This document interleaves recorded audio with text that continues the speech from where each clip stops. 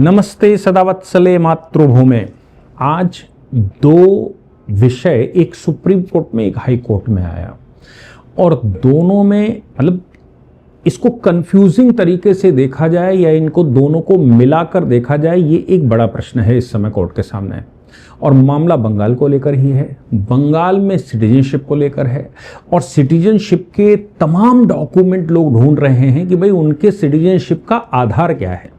मैं भारत में रहता हूं, मेरी सिटीजनशिप कैसे पता लगेगी कि मैं भारत का सिटीजन हूं, ये एक बड़ा विषय है। कुछ लोग कहते हैं कि 2003 से पहले अगर आप भारत के नागरिक थे तो फिर भारत के नागरिक माने जाओगे, क्योंकि 3 स्टेप में, एक तो 1950 से 87 तक चला, 87 से 2003 तक चला और 2003 से लेकर अब तक है।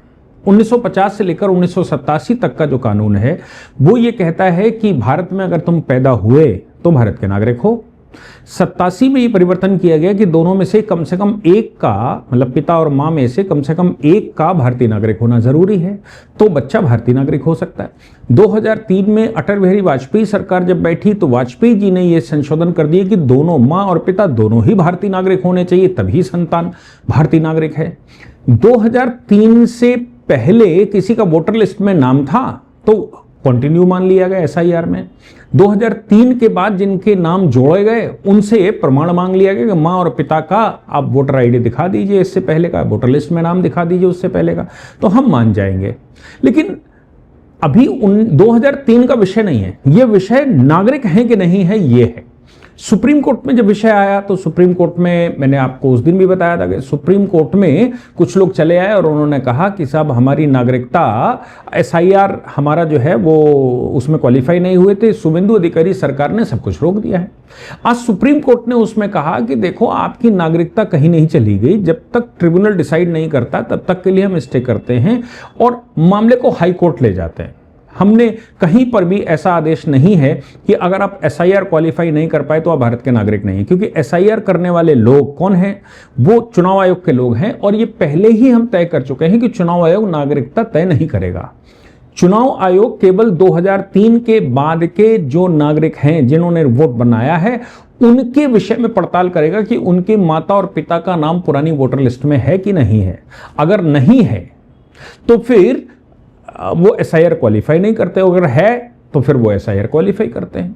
या आपका वोट 2003 से पहले का है तो कुछ नहीं देखना। हालांकि अभी 2003 से 87 पर, मुझे लगता है अगली स्टेप पर चुनाव आयोग भी 87 पर जाएगा कि दोनों माँ पिता में से कम एक की नागरिकता तो बताओ या उनके माता पिता को ढूंढ कर लाओ। वो आए, अगला स्टेप हो सकता है, वो अलग बात है। लेकिन यहां पर जो आज कोलकाता हाईकोर्ट में कंट्रोवर्सी आई वो एक नई है।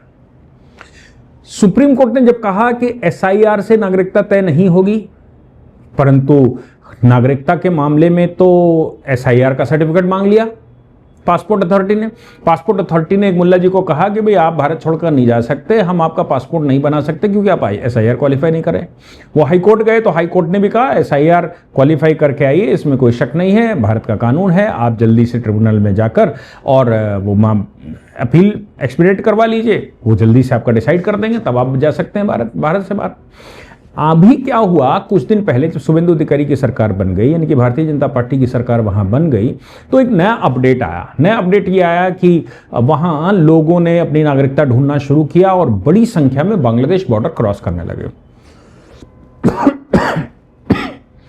बांग्लादेश रेंजर्स ने उनको रोक लिया। अब वो क्वालिफाई नहीं करने दे रहे, कह रहे तुम भारतीय नागरिक हो। और भारत की अथॉरिटी ये कह रही है कि देखो अगर तुम बाहर से जा सकते हो, क्योंकि अमित शाह जी ने सीधा सीधा इस बात को अनाउंस किया कि अगर तुम भारत के नागरिक नहीं हो तो आप चले जाओ, हम तुम पर कोई कार्रवाई नहीं करेंगे, आप अपने देश वापस चले जाइए, कोई समस्या नहीं। लेकिन ये सज्जन जिनकी बात हम कर रहे हैं, जो हाईकोर्ट ने आज डिसाइड किया, ये सज्जन बांग्लादेश बॉर्डर क्रॉस करके इधर आ रहे थे, अथॉरिटीज ने पकड़ लिया। बांग्लादेश बॉर्डर क्रॉस करके आए थे या वहां जा रहे थे, कुल मिलाकर बांग्लादेश बॉर्डर पर बीएसएफ ने इनको पकड़ लिया। पकड़ने के बाद इनसे पूछा कि तुम्हारी नागरिकता बताओ, तो इन्होंने कहा मैं भारत का नागरिक हूं। भारत का नागरिक है तो उन्होंने कहा कि उन्होंने सरकार को दे दिया, सरकार से कहा कि इनकी जरा नागरिकता ढूंढ लीजिए। क्योंकि बीएसएफ जहां कहीं भी लगी है उसका नियम यही है। आपने अभी राजस्थान में सैकड़ों मस्जिदें मजारें तोड़ने का आदेश हाई कोर्ट में गया था, यानी कि राज्य सरकार ने दिया, हाई कोर्ट में गया था और हाई कोर्ट ने कहा था कि भाई देखो, बीएसएफ का मामला लॉ एंड सिक्योरिटी का मामला है और ये नेशनल सिक्योरिटी का मामला है, इसलिए बॉर्डर से 50 किलोमीटर के अंदर आपको ये तो बताना ही पड़ेगा कि आप वैध हैं अवैध हैं। वो तो सरकार को चेक करने का अधिकार है और सरकार ने कहा था कि बीएसएफ हमें इनपुट दे रही है। चूंकि 50 किलोमीटर के अंदर का जो लॉ एंड ऑर्डर है वो बीएसएफ के हाथ में रहता है या सिक्योरिटी, बॉर्डर सिक्योरिटी के पास रहता है। बंगाल में भी बॉर्डर सिक्योरिटी को पहले वो दे नहीं रहे थे, लेकिन अभी शुभेंदु अधिकारी ने उनको जगह दे दी है, वहां ठीक से काम होने लगा। बंगाल की इस साइड पर वो सज्जन पकड़े गए और राज्य सरकार को सौंप दिए गए। राज्य सरकार ने उनकी सिटीजनशिप ढूंढना चाहा तो मालूम पड़ा ये तो भारत के सिटीजन नहीं है। वो कहते हैं मेरा वोटर आईडी है, वो कहते हैं मेरे पास आधार है, वो कहते हैं मेरे पास राशन कार्ड है, मेरे पास सब कुछ है, मैं भारत का नागरिक क्यों नहीं हूं? अथॉरिटी ये कह रही है कि तुम ये सिद्ध करो कि तुम भारत के नागरिक हो। वो कह रहे, उन्होंने कहा कि 1970 और 1974 में हमने भारत में संपत्ति खरीदी, बंगाल में मेरे पास संपत्ति है, संपत्ति के मेरे पास डॉक्यूमेंट है। फॉरेनर्स ट्रिब्यूनल ले जाएंगे। फॉरेनर्स एक्ट के तहत, फॉरेनर्स एक्ट की सेक्शन 9 में ये व्यवस्था है कि अगर आप भारत के नागरिक नहीं है, अथॉरिटी आपको पकड़ लेती तो आपको सिद्ध करना पड़ेगा कि आप भारत के नागरिक हैं। मामला फॉरेनर अथॉरिटी के पास था, ये सज्जन जमा कर लिए गए थे वहां। परिवार के लोग, वो भारतीय हैं कि नहीं हैं, वो बॉर्डर क्रॉस करके आए या यहां शादी बनाकर उन्होंने बनाया था, पता नहीं, लेकिन परिवार के लोग बंदी प्रत्यक्षीकरण की एक याचिका लेकर ऑनरेबल हाई कोर्ट पहुंचे। बंदी प्रत्यक्षीकरण मतलब कि वो हैबियस कॉर्पस की अथॉरिटी वो लेकर पहुंचे। हैबियस कॉर्पस की खास बात यह है कि अगर पुलिस ने भी गलत तरीके से बिना प्रोसीजर ऑफ लॉ के किसी को गिरफ्तार किया है, किसी अथॉरिटी ने किसी को गिरफ्तार किया है, तो फिर ये उनको सिद्ध करना पड़ेगा, तो उनको हैबियस कॉर्पस का रिलीफ देना पड़ेगा और छोड़ के देना पड़ेगा। यानी कि कोर्ट को भी यह अधिकार है, हाई कोर्ट के पास ही पावर है कि हाई कोर्ट अथॉरिटी से पूछे कि तुमने बिना किसी कारण के, बिना किसी अथॉरिटी के इनको कैसे पकड़ लिया। अगर तुमने बिना किसी अथॉरिटी के इनको पकड़ लिया है तो इनको तत्काल रिलीज किया जाए और इनको मेरे सामने लाया जाए। हाई कोर्ट के पास ये लोग गए और उन्होंने कहा कि 1970 और 1974 के दस्तावेज मेरे पास हैं जिसमें हमने प्रॉपर्टी खरीदी थी और ये प्रॉपर्टियां मेरे नाम है बंगाल में। अब चूंकि परिवार के नाम ये प्रॉपर्टियां हैं, हम यहीं पर रहने वाले हैं और आपका जो फॉर्मूला लागू होता है वो 2003 के बाद लागू होता है, और अगर दूसरे तरह से कहें तो 1987 के बाद लागू होता है। 1987 के बाद हाईकोर्ट ने कहा कि आप एसआईआर कर रहे हैं या फिर आप नागरिकता की बात कर रहे हैं। ये जो 87 का फॉर्मूला है, 2003 का फॉर्मूला है, ये सारे के सारे तब लागू होते हैं जब एसआईआर हो रहा है, यानी कि आपको वोटर राइट देने के लिए। नागरिकता का प्रमाण तो सरकार 1947 से लेकर कभी भी ढूंढ सकती है। आपके पास अगर पुराना रिकॉर्ड है, आपके पूर्वज हिंदुस्तान के रहने वाले थे, तो फिर आप निकाल सकते हैं। अब एक सज्जन दूसरे भी कुछ दिन पहले पासपोर्ट अथॉरिटी को लेकर गए थे और उन्होंने बताया था मेरी मां का नाम ये है, मेरे बाप का नाम ये है, और ये देखिए 1969 की वोटर लिस्ट में है, 1980 की वोटर लिस्ट में है, 1995 की वोटर लिस्ट में है, 2003 की वोटर लिस्ट में है। तब हाईकोर्ट ने कहा कि भाई ये इनकॉन्सिस्टेंसी लगती, नाम तो ठीक है लेकिन हकीकत यह है कि 2003 का जब रिकॉर्ड दिखा रहे हो तो उनकी आयु 50 साल है, और जब 80 का रिकॉर्ड दिखा रहे हो तो उनकी आयु 55 साल है, और उससे पहले का रिकॉर्ड दिखा रहे हो तो उनकी आयु 40 साल की है।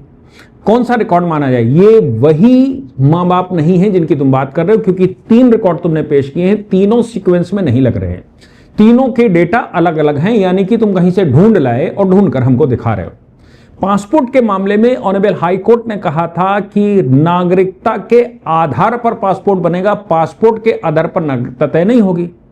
और आप यहां पर रहते हैं, लंबे समय से यहां रह रहे हैं, यहां रहने वाले सारे, ऐसा तो नहीं है कि लीगली रह रहे हों भाई, ड्राइव तो यही चल रही है कि आप चाहे 47 के बाद कभी भी घुसे हों।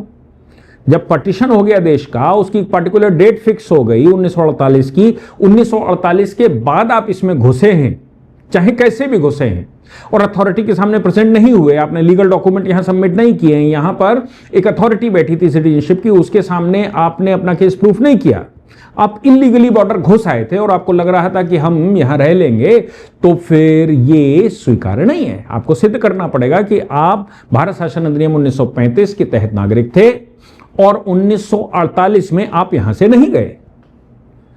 अब ये सज्जन कहते रहे तो हाई कोर्ट ने कहा कि नहीं नहीं, इसको हम नहीं मानेंगे। चलिए भाई, ये बात हो गई। उन्होंने कहा पासपोर्ट आप अपना ढूंढ ढांड के लाइए, तब मानेंगे।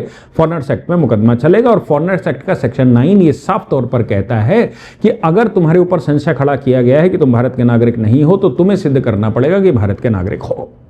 इसको सुप्रीम कोर्ट भी पहले वैलिडेट कर चुका है और यह कह चुका है कि नागरिकता का मामला, चूंकि नेशनल सिक्योरिटी का मामला है, भारत के लोगों का मामला है, भारत में दाना पानी का मामला है, भारत के लोगों की सिक्योरिटी के अलावा उनकी फूड सिक्योरिटी का मामला है।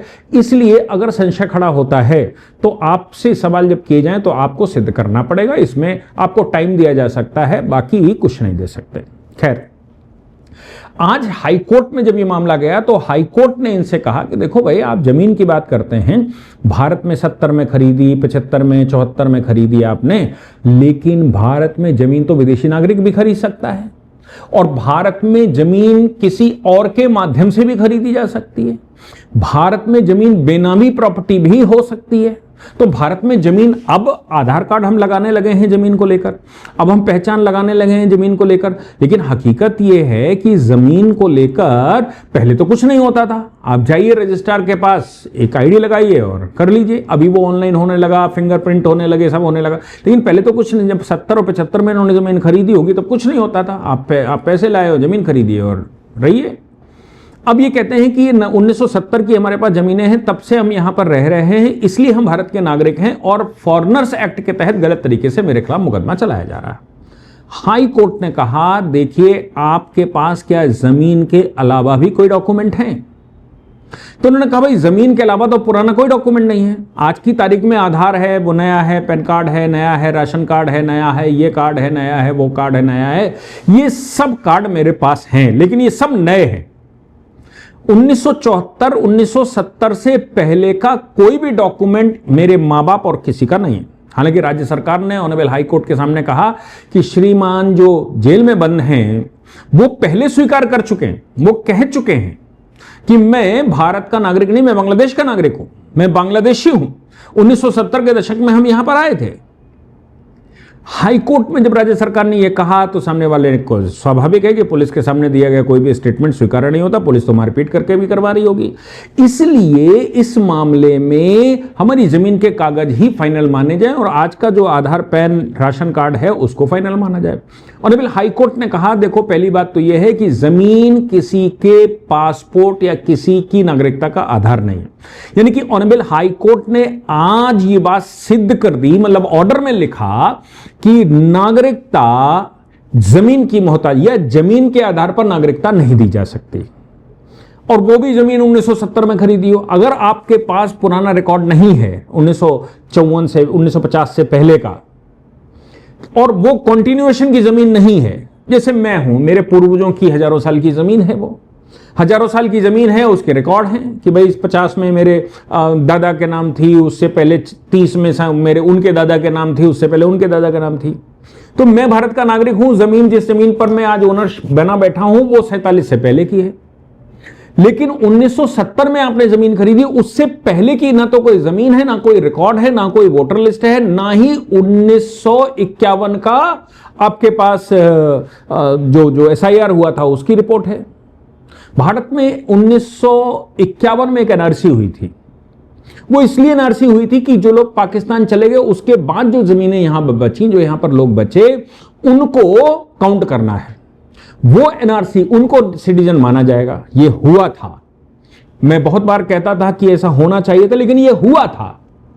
पर दुर्भाग्य की बात यह है कि बंगाल सरकार ने तो इसका डेटा मेंटेन रखा, असम सरकार ने इसका डेटा मेंटेन रखा, लेकिन 1951 की एनआरसी का डेटा किसी भी कांग्रेस शासित प्रदेश ने कभी उसको मेंटेन नहीं किया और किसी के पास नहीं है। मतलब सरकारों का ऑफिशियल जवाब है नहीं है, क्योंकि फाइलें सब गायब कर दी गई। सिस्टमेटिक तरीके से दारुल इस्लाम बनाने के लिए भारत में लोगों को रोका गया था।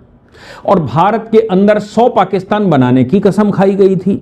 और जिन्ना ने जमीन पाकिस्तान इसलिए लिया था कि वो वहां से वो सशक्त तैयारी करके हिंदुस्तान को फतेह करके फिर से दारुल इस्लाम बना सके। तो 1951 की जो एनआरसी है वो उसी पॉलिसी के तहत पूरे देश से खत्म कर दी गई। अब मैं समझता हूं 1951 की एनआरसी मांगनी चाहिए और पूरे देश में 1951 की एनआरसी के लिए आदेश किए जाने चाहिए कि उनके डॉक्यूमेंट निकालो जहां कहीं भी हो। हालांकि ज्यादातर रिकॉर्ड रूम में पूरे देश में मुसलमान शामिल हैं। रिकॉर्ड रूम का अगर कोई स्पेशलिस्ट आपको कहीं भी मिलेगा तो वो मुसलमान मिलेगा। क्यों? क्योंकि सिस्टमेटिक तरीके से रिकॉर्ड रूम में लगाए गए और रिकॉर्ड गायब करे गए। क्यों? क्योंकि जो लोग पाकिस्तान जाना चाहिए था, जो पाकिस्तान चले गए थे, वहां से इन्फिल्ट्रेट करके हिंदुस्तान पर कब्जा करना था, वो इन्फिल्ट्रेट कर गए तो उनका रिकॉर्ड वहां से साफ हो जाए, ये आवश्यक है। और हिंदुस्तान में सैकड़ों हजारों एकड़ जमीन वक्फ के नाम चढ़ा दी जाए, ये हुआ भी। अगर 1951 की एनआरसी की डिटेल अभी भी पूरी निकाल ली जाए तो यह निश्चित है कि वक्फों का खेल भी भारत में खत्म हो जाएगा और इनलीगल इन्फिल्ट्रेशन का भी दायरा बढ़ जाएगा और इनको सबको बाहर जाना पड़ेगा, अपने देशों में जाना पड़ेगा। पर ऐसा दुर्भाग्य से हम नहीं कर पाए या नहीं हुआ, वो अलग बात है। अगर आप किसी के पास भी 1951 की एनआरसी का अपने प्रदेश का कोई भी रिकॉर्ड है तो कृपया करके मुझे भी आप भेज सकते हैं, मैं एक बार उसको रिव्यू करना चाहूंगा। या आपके पास किसी के पास भी इस पर कोई इनपुट है तो आप मुझे दीजिए, मैं उस इनपुट के आधार पर और जो मदद कर सकता हूं वो करूंगा। पर आज ऑनरेबल हाई कोर्ट ने जो निर्णय दिया उस निर्णय में उसने साफ कह दिया कि जमीन का डॉक्यूमेंट 1947 के बाद का अगर है तो वो आधार नहीं है।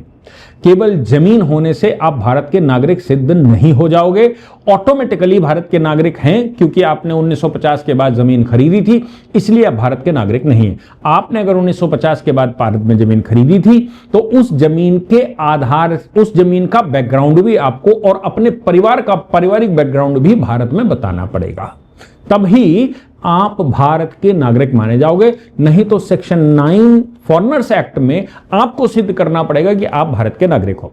इस मामले में ऑनरेबल हाई कोर्ट ने डिसमिस नहीं किया, लेकिन लैंड रिकॉर्ड को आधार नहीं माना। पर हाई कोर्ट ने कहा हम तुम्हें एक और चांस देते हैं, अगर आपके पास कोई और भी डॉक्यूमेंट हैं या कोई और सिद्ध करने का कोई और बेसिस है तो हमारी अदालत में जमा करिए, निश्चित तौर से हम आपको रिलीफ देंगे। अभी लैंड रिकॉर्ड केवल के आधार पर यह सिद्ध नहीं हो जाता कि आप भारत के नागरिक हैं और आपके जो रिकॉर्ड बाकी के हैं वो सब अभी लेटेस्ट हैं, ममता बानो के टाइम पर बनाए गए होंगे या कम्युनिस्टों के टाइम पर बनाए गए होंगे या कांग्रेस के टाइम पर भी बनाए गए होंगे। तो अब यह बात निश्चित कोर्ट ने की कि श्रीमान जी ये भी आधार ठीक नहीं है। अब मुसलमान कह रहा मैं जाऊं कहां, क्या लाऊं, आप तो सारे रास्ते बंद करे दे रहे हो। आप पासपोर्ट को ग्राउंड नहीं मानते, आप जमीन को ग्राउंड नहीं मानते, आप वोटर आईडी, ये आईडी वो आईडी को ग्राउंड नहीं मानते।